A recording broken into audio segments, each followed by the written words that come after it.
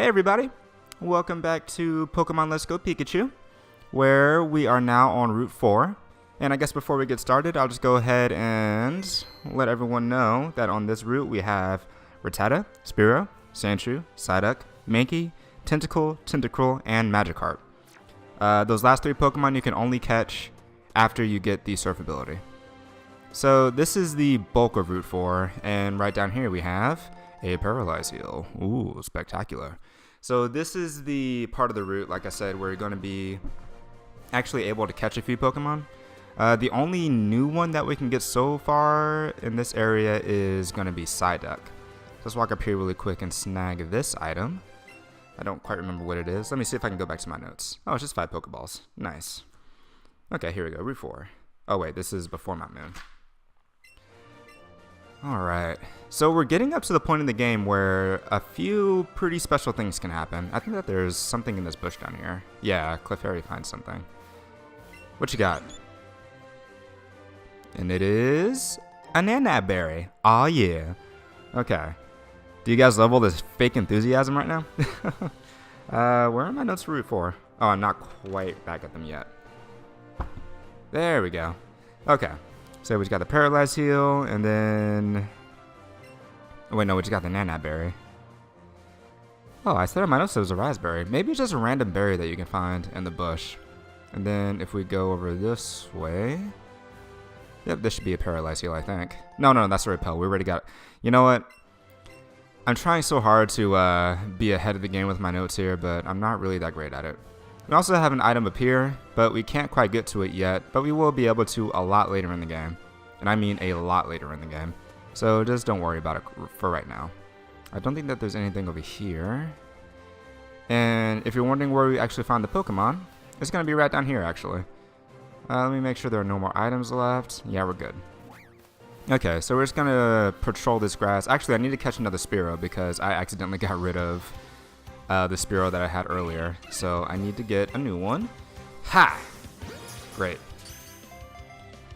So yeah, welcome back. I'm actually kind of excited right now. I'm actually able to record during the day for once. So, wow, that threw really late. I have some issues with my neighbors being a little bit loud at times.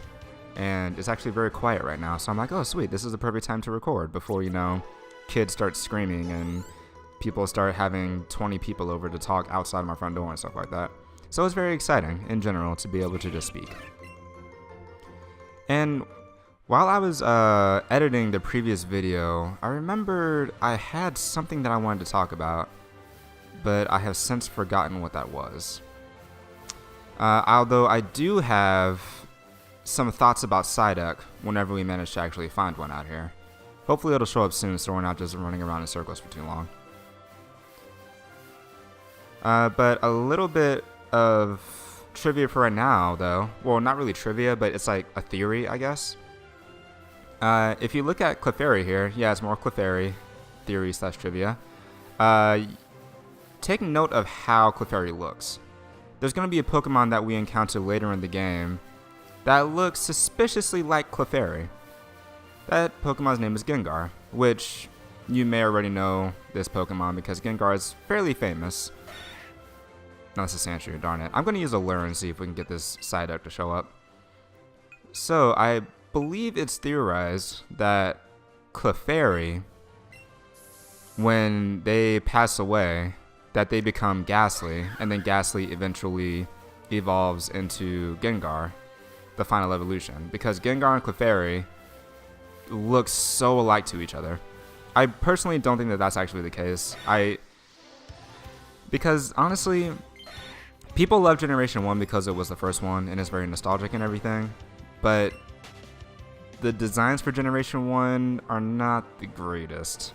And I know there are some people out there who would think that's blasphemous to say and everything. But honestly, Gen 1 has probably the least inspired Pokemon designs of any generation in the entire series. Where the heck is Psyduck?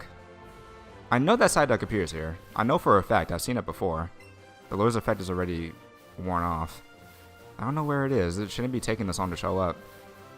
But, yeah, like, Generation 1 just really doesn't have the greatest Pokemon designs. I mean, Spearow is literally just a bird, as is Pidgey. Rattata is just a purple rat. Pikachu is like a purple rat with a cool tail. Like, not a purple rat with a cool tail, a yellow rat with a cool tail. You have Voltorb and Electrode, which are both literally just Pokeballs, but with a face. You have Ditto, which is a blob. You have Mew, which is a flying cat. Like, I do enjoy the simplistic designs and everything, but the fact that people say that Generation 1 is the best and most creative generation, I think they're only saying that because of nostalgia, in 100% complete honesty. Okay, seriously, Psyduck, where are you? I kind of want Psyduck to appear because I'm considering putting it on my team, so... You know what? Never mind. I don't want to spend too much time wasted looking for a Psyduck. Let's just get out of here and go into Cerulean City. But first, let's grab this really quick. 3 Great Balls. Okay. So, Cerulean City, right over here, has a fair amount of things going on for it. I believe we're going to get a cutscene pretty soon, actually. And once we get to the center of town. Yep. So, Pikachu notices this little fountain over here. And gets really excited about it. So, what you can do with that is approach the fountain and... Oh, Clefairy also likes it. Let's see what she had. Oh, whoops, well, never mind. I keep calling Clefairy she. Clefairy is a boy. The one that I have, anyway. So you can interact with this fountain and just throw money into it.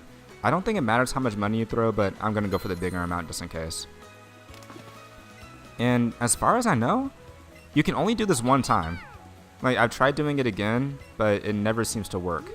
So I honestly have no idea. Alright, so there's that. And let's see. I think Clefairy just admires the fountain. I don't think he actually finds anything inside of it.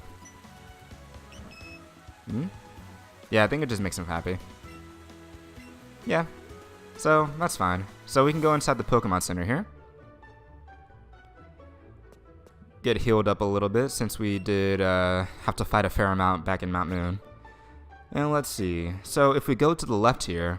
Oh, yes, I remember now. So I remember in our previous episode I mentioned that it is not possible to find a Dark-type Pokemon. Though, that was not entirely true. If you talk to this girl right here, she says that she'll trade a Rattata for a Rattata, which sounds weird, but look at the Rattata in the top right. That's the one that she's trading you. Now, my Rattata is way higher level than that one, but that's totally fine. That Rattata is the Alolan form of Rattata. And you can get Alolan forms of a few different Pokemon in this game by trading the Cantonian forms for them. And this particular Rattata is a Dark-type. So there were actually, I believe, 3 Generation 1 Pokemon that were retroactively changed to be Dark-type, but not until Generation 7.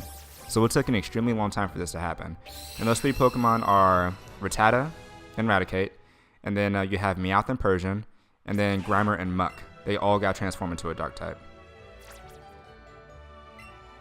So, yeah, there are Dark-type Pokemon in this game, and what I meant to say before is that you can't catch Dark-type Pokemon. You can trade for them, but you can't catch them. Different appearances and even types depending on where they were born, even if they are the same species. So yeah, is there anything else in here? Oh, right. And this is also the place where you can find your first special move for Pikachu. So if you talk to this tamer over here, he'll just be like, oh, your Pikachu looks really cool. Maybe I can teach you the special move. And then you can learn Zippy Zap, which honestly is a wonderful, like, terrific move. Let's get rid of... No, let's get rid of Thunder Wave. I don't find myself really using it. Honestly, I mostly used Thunder Wave in previous games to catch Pokemon, but since you don't have to battle Pokemon to catch them in this game, I don't really see much of a point for it, especially when I can use Thunderbolt and potentially get paralyzed off of that. Build a marvelous relationship with your Pokemon, okay? So, Zippy Zap is not a terribly powerful move. However, it is a priority move, meaning that it always goes first, and it always gets a critical hit. Every single time, no matter what. See, the user attacks a target with bursts of electricity at high speed. This move always goes first and results in a critical hit. Its power is only 50 and it's a physical attack, but it does a high amount of power. And speaking of, I mentioned how Thunderbolt is a really powerful move, especially this early on in the game. It has 90 power. 90. That is ridiculous. And Pikachu learns it at level 21. That is so wild to me. That you get a 90 power move at level 21. So anyway, we did the Rattata. We got the move for Pikachu. So if we actually head back outside and we go, I believe it's right next door. I mean, it's not to the right, but to the left. You go in here, you will find, hey look, a Bulbasaur. If you talk to this lady behind Bulbasaur, she tells you that she's taking care of injured Pokemon and that this Bulbasaur is fully recovered, but it needs a trainer. So, if you catch a certain amount of Pokemon, she'll just give you this Bulbasaur. Just straight up, just gives it to you. That's why I was saying earlier, don't stress out about finding a Bulbasaur, because Bulbasaur is indeed in this game. You can find it right here in Cerulean City. So yeah, there you go, free Bulbasaur as long as you've caught enough Pokemon. I don't actually know how many Pokemon you need to catch necessarily, but honestly, if you just steadily catch them as you go along, you should have enough, I'm pretty sure. So yeah, Bulbasaur is a grass and poison type. It can go for days without eating a single morsel, and the bulb on its back stores energy.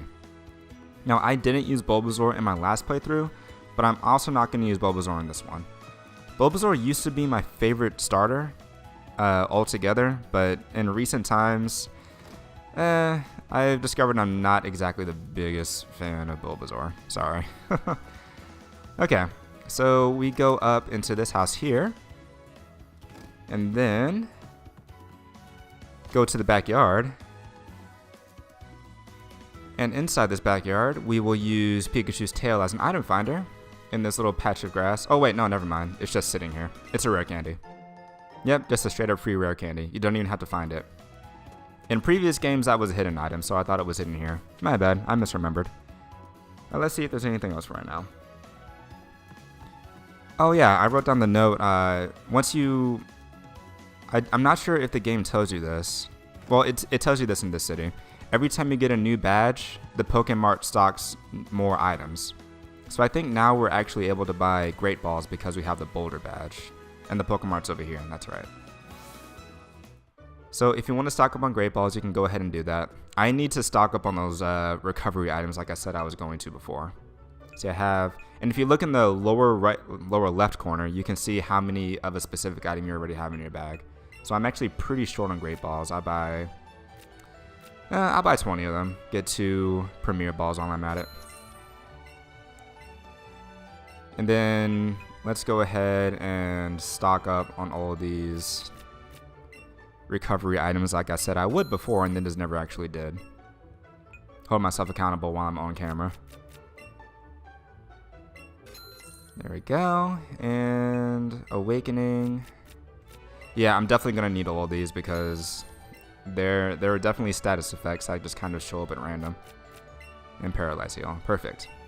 Alright, anything else to do in town before we head on up? Oh, I want to show you guys something really quick before we take on the next little set of challenges. So, if you go, I believe, into this house here. No, it's not this one. Where is it? Oh, okay. It's actually the house up here. It's next door to the house where we found the rare candy, actually. So, if you go here, there we go. Just find a nice little surprise. Yeah, this lady has a freaking Onyx just chilling inside of her. You can't even see all of Onyx because it's so freaking big. Yet somehow she has it inside of her house. And if you talk to her, I was stopped when I tried to enter a Pokemart with my dear Onyxy. It was utterly unnecessary. My Onyxy is such a good boy that it goes into its Pokeball in a tight space, even without being asked. She tried to take this into a store. Like, Onyx, I think, is over 20 feet long. The fact that she has it out in her house is like, how? How is that even possible? You can't even see it. You can't even see its head. So anyway, Officer Jenny's out in front of this building, and you'll find out why later on.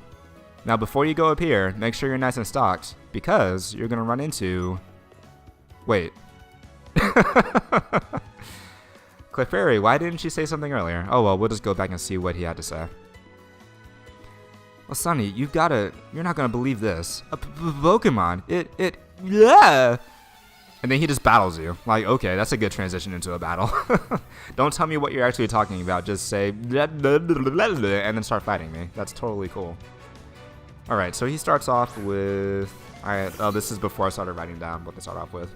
Well, we got a Pidgey versus a Mankey. This is not a good matchup.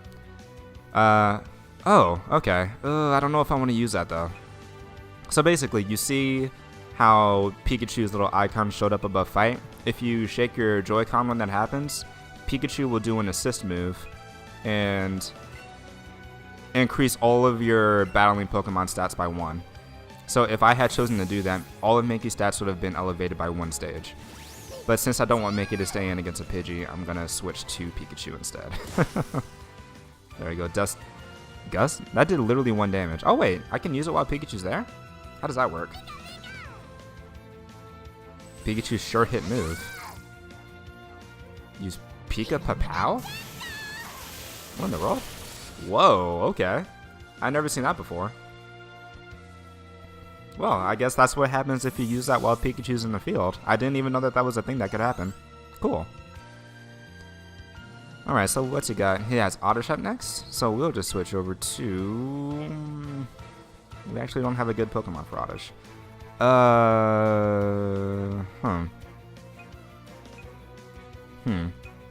Mankey? Do you have a good move for that? I mean, you have Payday.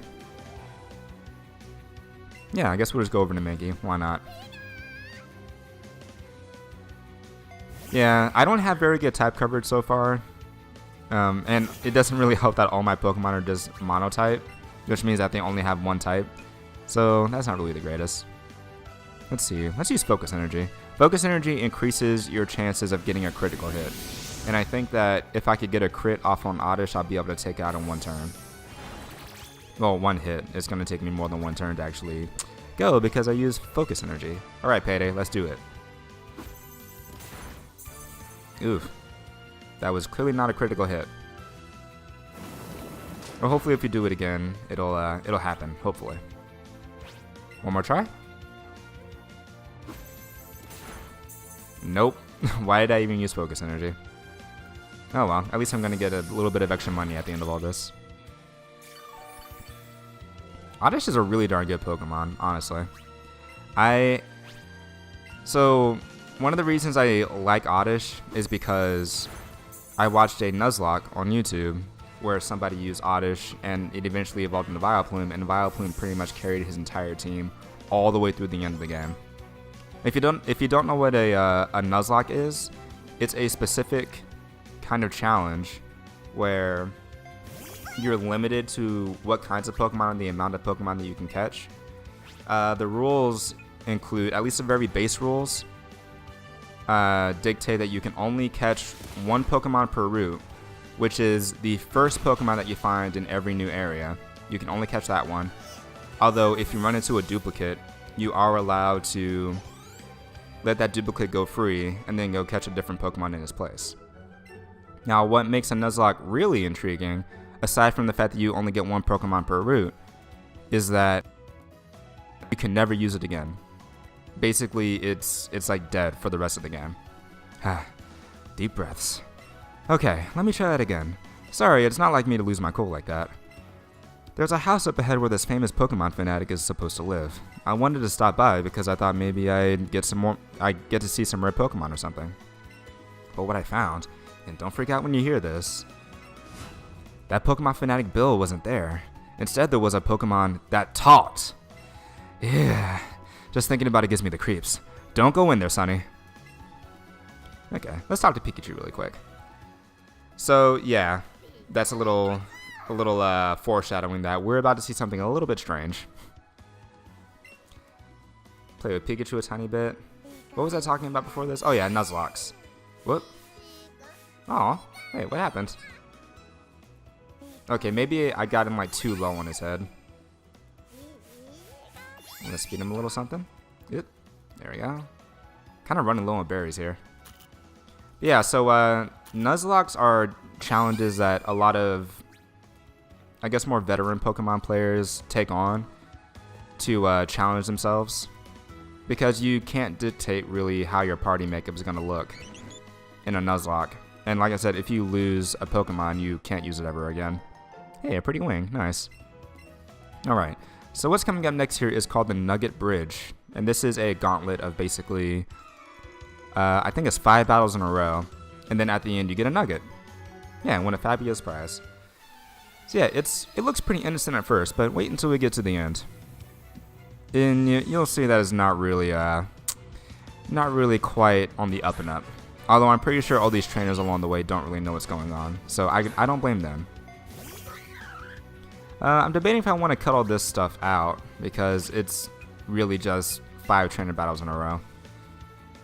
Like, I would leave it in just to like show which Pokemon each of them have, so that you can prepare for all the battles, but they're all pretty low level, so you don't really have to worry all that much. See, even a critical hit only did like, what, 6 damage to me from this Venonat.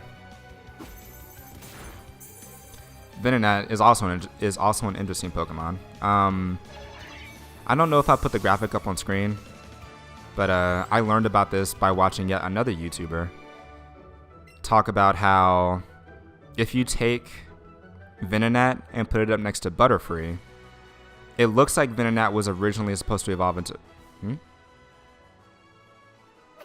Oh, I didn't mean for that to happen. I was just shaking my remote while I was talking. Can you... Oh. You can interact with Pikachu just by shaking your remote. I didn't know that. But yeah, if you look up the sprites from the first generation of games, I think specifically, if you put Venonat next to Butterfree, it looks like from the beginning they meant to have Venonat evolve into Butterfree because they look very similar. They have like the same colors, the same kind of eyes and everything.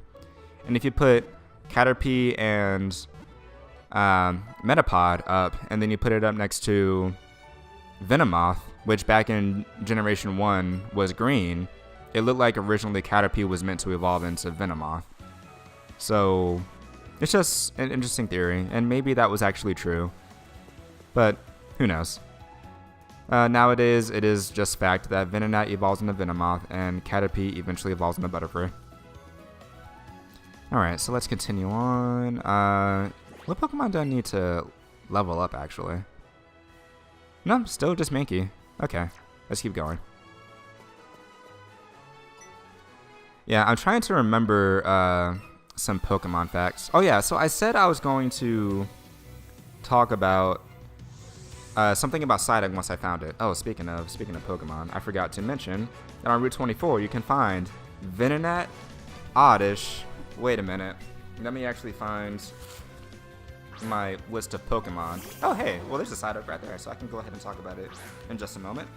But hold on, sorry, I'm unprepared as always.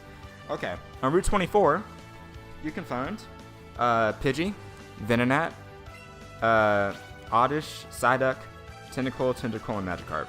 So almost the exact same Pokemon that you can find on Route 4, except instead of Sandshrew and Spearow, you can find Oddish and Venonat. And you don't find Mankey.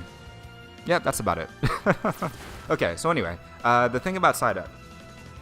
Psyduck literally has PSY, Psy, in his name. As in, you know, Psychic. Psyduck is not a Psychic type Pokemon. It's pure water. Also, its evolution, Golduck, is also not a Psychic type Pokemon. It is pure water. But for some reason, they base Psyduck and Golduck around their Psychic ability. And I even looked up a moveset for Golduck before I started recording, and Golduck can actually learn more Psychic type moves than Water type moves. And yet for some reason, it is not Water-sized Psychic, it's only Water. And I understand that maybe they didn't want to have so many Water-sized Psychic types because there are already 2 others in this game. Slowpoke and Slowbro are Water-sized Psychic, and Starmie is also Water-sized Psychic. But that didn't stop them from like having 3 Rock Ground types. We have Rhyhorn, Geodude, and Onix as all being Rock Ground types. And honestly, like Psyduck and Golduck being Psychic makes more sense than Starmie being Psychic, in my opinion. I don't know why. I just don't understand how they chose who was gonna get the psychic subtyping for all their water Pokemon that just happen to have psychic abilities. It's like, Psyduck and Golduck are literally designed around their psychic ability, but they're not psychic types. It doesn't make any sense to me. I don't understand why they did that. And it's 7 generations later, and it's still only a water type Pokemon. I don't. Why, Game Freak? Why? Why did you do this? Anyway, that's my rant about Psyduck and Golduck. Psyduck also has a special place in a lot of people's hearts because of the anime. Psyduck is the kind of buffoon Pokemon of the main group that Misty struggled to train. And it was pretty funny. Although Psyduck did get kind of old. A lot of stuff in the anime doesn't age very well. Like, the anime felt better when we were kids, honestly. If you try to watch it again nowadays, it's a little rough. Although I hear that Pokemon X and Y got the older style formula like pretty much down pat, how it was a battle-centric adventure style. And Pokemon Sun and Moon, that season, had a more slice of life kind of focus, and they made the animations less detailed and a bit more simplistic, but the actual like animations have become top notch. Like there's a lot more movement, and all the movement is a lot smoother because they simplified the detail. And apparently Pokemon Sun and Moon is the best the series has ever been, which really interests me. I would really enjoy actually watching that, because I think last time I tried to watch Pokemon, I tried to rewatch season 1. It is rough. Like, it is rough, in all honesty. It's pretty much the same thing every single episode. So yeah, just another thing that I think nostalgia kind of blinds us to. Like how the Generation 1 games were honestly pretty rough as well, but we still remember them fondly because we had those as kids, you know? Alright, I'm wondering if I should just go ahead and cut out this battle and just come back when I'm about to fight the last dude. I might go ahead and do that.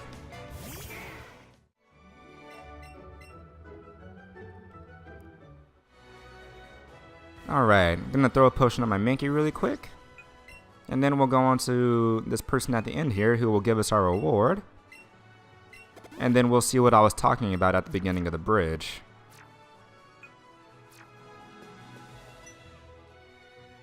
So yeah, he congratulates us for beating all the trainers, gives us a nugget from the mysterious trainer. He's like, hey, by the way, you wanna join Team Rocket? That's right. You look pretty good out there, kid. I gotta say, we want to recruit you. Want to join? Are you sure? Come on, join us. I'm telling you to join. Okay, you need some convincing. I'll make you an offer you can't refuse. And yeah, suddenly we're fighting Team Rocket. So yeah, this part always felt so random to me. I'm like, okay, so you were just waiting for somebody to come along and beat these 5 trainers so that you could recruit whoever manages to do it? I don't know, I didn't really understand that. Plus, Team Rocket is so... For a criminal organization, they are really not low-key whatsoever. They are constantly...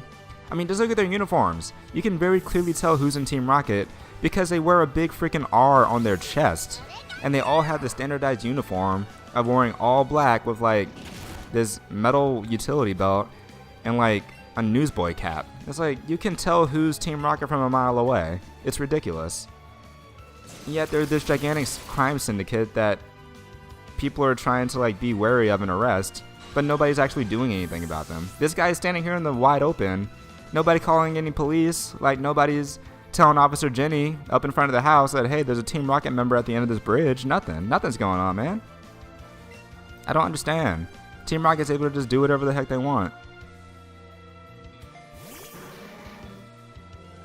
My Sandshrew really needs to learn a ground type move. It doesn't really help that it doesn't help that my Pokemon are actually over leveled for all this, so I'm not really getting any level ups from battling. Although battling doesn't really get you that much experience in this game. I think I mentioned this earlier already, that catching Pokemon is a much faster way of leveling up than battling, in all honesty. Just another example of how catching Pokemon is a much bigger emphasis in this game than actually battling Pokemon. With your skills, you could become a top leader in Team Rocket. Come on, think of the opportunity. You shouldn't let a chance like this pass you by. And then he just runs away. Okay, so now that we're done with Nugget Bridge, I think I'm going to go ahead and call it right there. Next time, we will continue through the route and eventually get up to Bill's house and see what's going on over there. And who knows, maybe we'll even go fight the Cerulean City gym. So, I hope you guys enjoyed the episode, and I will see you on the next one. Bye-bye.